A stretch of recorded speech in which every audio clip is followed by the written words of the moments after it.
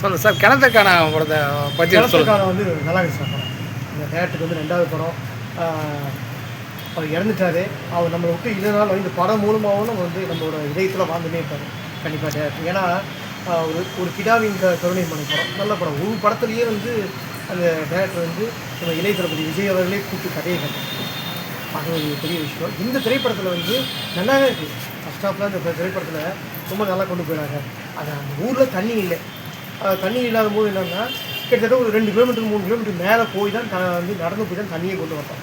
அந்த மாதிரி ஊர் இருக்கும்போது கனவை தோணலாம் முடிவு பண்ணுவாங்க எல்லோரும் சேர்ந்து. கனவை தோணுன்னா அவங்களுக்கே ஊர் மக்கள் பயப்படுற மாதிரி ஒரு ஷாட். அது என்னன்னு படத்தை பார்த்தவங்களும் தெரியும். படத்தை பார்க்காதவங்கன்னா கதையை வந்து தேட்டரில் போய் இந்த படத்தை பார்த்தது என்னன்னு தெரியும். அதுதான் நல்லாயிருக்கும். ஏன்னா அது வந்து நம்மளுக்கு வந்து என்ன சொல்கிறதுனா அதுவே வேறு மாதிரி முடிஞ்சு கவர்மெண்ட்லாம் இதெல்லாம் பண்ணி ஒரு சில ட்விஸ்டான சீன்ஸ் எல்லாம் நல்லா இருக்குது இந்த படத்தில். இது எல்லாமே நான் சொன்னது எல்லாமே ஃபஸ்ட் ஹாஃப் எல்லாமே நல்லா சூப்பராக கொண்டு போனாங்க. செகண்ட் ஹாஃப் என்னென்னா வந்து டேரக்டர் எடுத்துட்டாரு.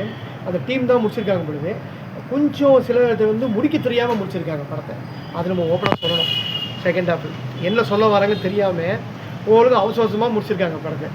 நல்லபடியாக சொல்ல வந்து முடிச்சிட்டாங்க. என்னென்னா நம்ம யோகி பாபுக்காக படத்தை பார்க்கலாம். நம்ம வந்து போனால் உள்ளே வந்து போடிக்கலை காமெடியாக இருக்குது. ஸோ அவங்க எமோஷனான சீன்ஸ் எல்லாம் ஒரு காலத்தில் தண்ணி கிடைக்கலன்னா தண்ணீர் ஒரு படம் வந்தது. நம்ம கே பாலச்சந்திர சார் இந்த படம் சைதா நடிச்சிருப்பாங்க. அந்த மாதிரிலாம் எமோஷனாகவும் அதெல்லாம் நமக்கு சொல்லலை. ஸோ வந்து சொல்ல வந்ததை வந்து நமக்கு வந்து காமெடியான முறையில் சொல்லியிருக்காங்க. ஸோ நம்ம உள்ளே போனால் காமெடியாக பார்த்துட்டு காமெடியாக வந்துடும். ஓகேங்களா? ஒரு தடவை பார்க்கலாம் சார் படம். அந்த ஊர் மக்கள் பண்ணியிருப்பாங்க பார்த்தீங்கன்னா, அந்த ஊர் மக்கள் நடிச்சவங்க சப்போர்ட்டிங் கேரக்டராக இருக்கும். அவங்க கேரக்டராக எல்லாருமே வந்து நம்ம ரசிக்கிற மாதிரி ரொம்பவே நல்லா அழகாக பண்ணியிருக்காங்க. மெயினாக அந்த ஊரில் வந்து பஞ்சாயத்து தலை வைப்பாங்க.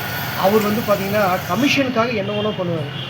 அந்த ஊர் மக்களை ஏமாற்றி பணம் வந்து இவ்வளோ வருதுன்னா அது அவ்வளோ கமிஷன்லாம் எடுத்துகிட்டு போக இவ்வளோ தான் வருது. அந்த மாதிரி அவர் சீனில் நல்லாயிருக்கும். கடைசியில் தெரிஞ்சதுக்கப்புறம் அந்த தலைவரே சேர்ந்து அடிவாங்க இருப்பாங்க. அதெல்லாம் கொஞ்சம் நல்லாவே இருக்குது. மெயின் வந்து நல்லா இருக்குது காமெடியாக. அவங்க பேசுகிறதே நமக்கு ஒரு காமெடியாக நகைச்சுவாக தான் இருக்குது ஊர் மக்கள் பேசுகிறது. அதான் சொன்னாங்க நல்லாயிருக்கும்.